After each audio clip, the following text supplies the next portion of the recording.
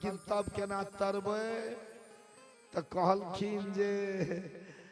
ई पूरा बदन में भस्म रमा लिया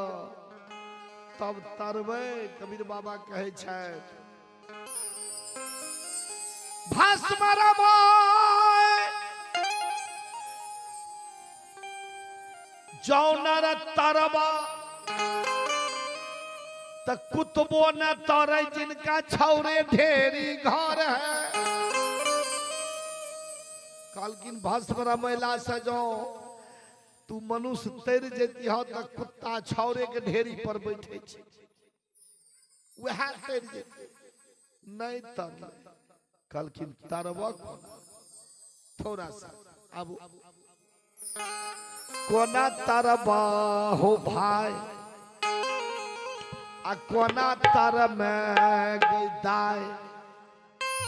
आ तू ते बनल छे कसाय कोना तरबा।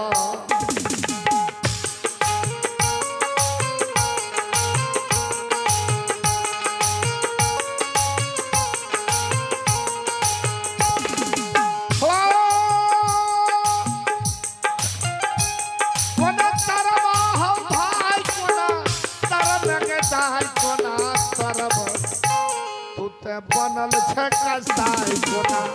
तरबा तो बनल छे कसाई कोना।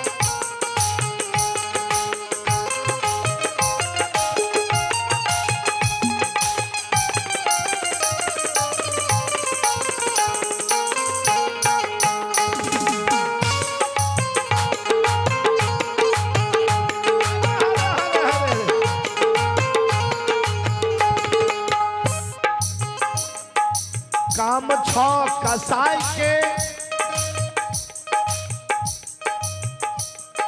कहते छपकरी काम छो कसाई के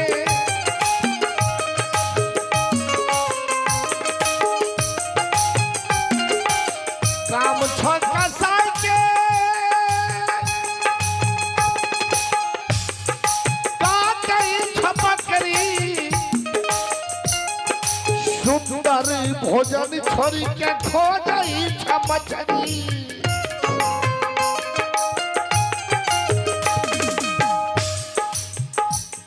अरे काम छो कसाई के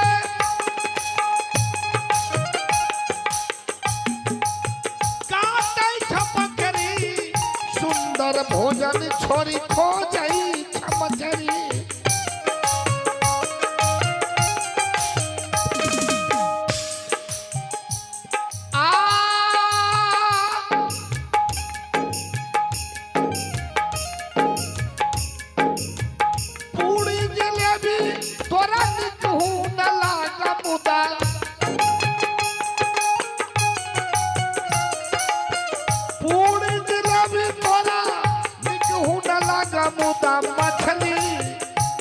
मुदा मछली के पूरी के तोरी तोरी खाई कोना तरबा तो बनल छो कसाई कोना तरबा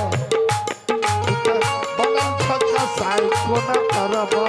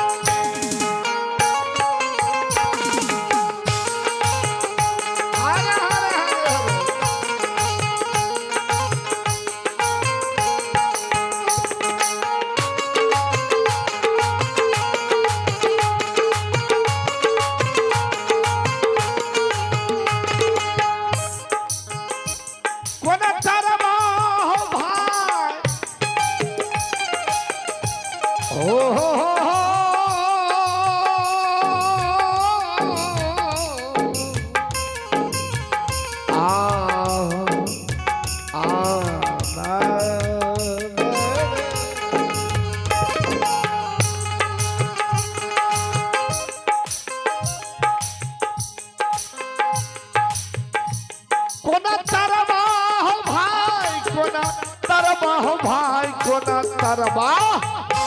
तू तो अपने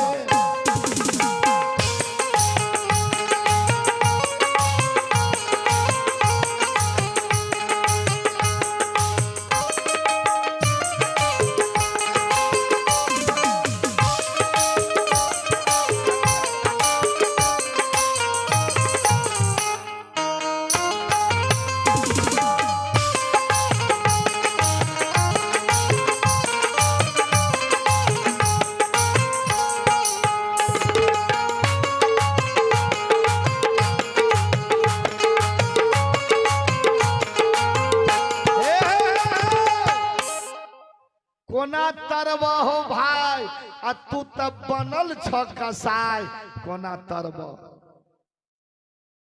विचार करियो 7 दिन तक गाय के भैंस के बांध के नाद में दिलिए उपास रख के 8वां दिन दिलिए उनका मांस मछली काट के नहीं खेलके आ मनुष्य खा गए 9 दिन तक ओकरा पानी नहीं देना छे साफ नहीं आ 10वां दिन ओय में तारी आ दारू भर देना छे आ दे देबे नाद में के खुटा में के गाड़ देबे पीते कि नहीं प्यासल छे नहीं पीते किया प्यासल छे नहीं पीते पिए क्या आई मनुष्य पी जेते ओकरा से बढ़िया क्या भैंस से कि मनुष्य विचार करियो तुलसी बाबा के जे छे कहलो जे दिमाग में फीता उलट गेले लिखित काल गड़बड़ा गेले न